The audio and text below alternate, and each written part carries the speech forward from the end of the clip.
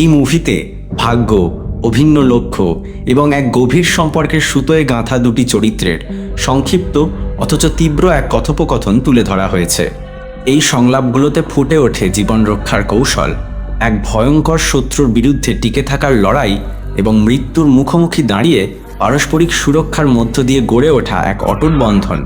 চরিত্রদের একজন তাদের ভাগ্যগত সংযোগ ও পারস্পরিক ঐক্যের উপর জোর দিয়ে বলেন কিভাবে তারা একে অপরের ওপর নির্ভরশীল হয়ে উঠেছেন, আর তার মাঝেই তৈরি হয় কিছু হালকা মুহূর্ত, হাসি ঠাট্টা, খুনসুটি, যা চরিত্রগুলোর মানবিকতা, সৌহার্দ্য ও পারস্পরিক বিশ্বাসকে তুলে ধরে।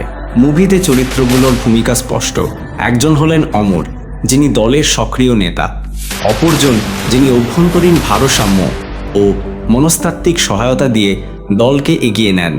তবে সব কিছুর মাঝেও বাতাসে ঘুরপাক খায় এক অনির্বচনীয় সন্দেহ, নেতৃত্ব ও কৌশল নিয়ে দলের ভিতরে কি লুকিয়ে আছে কোনো দ্বন্দ্ব?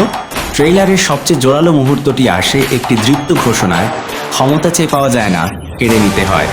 এই সংলাপের মাধ্যমে একজন চরিত্র তুলে ধরেন নিজের নতুন পরিচয়, রাঙ্গারায়া শক্তিভেল।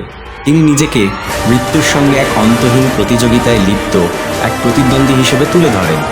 এই মুভির সংক্ষিপ্ত এই ট্রেইলারটি এক শ্বাসরুদ্ধকর নাটকীয়তা তৈরি করে, যেখানে উঠে আসে ভাগ্য, আনুগত্য, নেতৃত্ব, সাহস এবং জীবন মৃত্যুর সন্ধিক্ষণে ক্ষমতা দখলের আপোষহীন।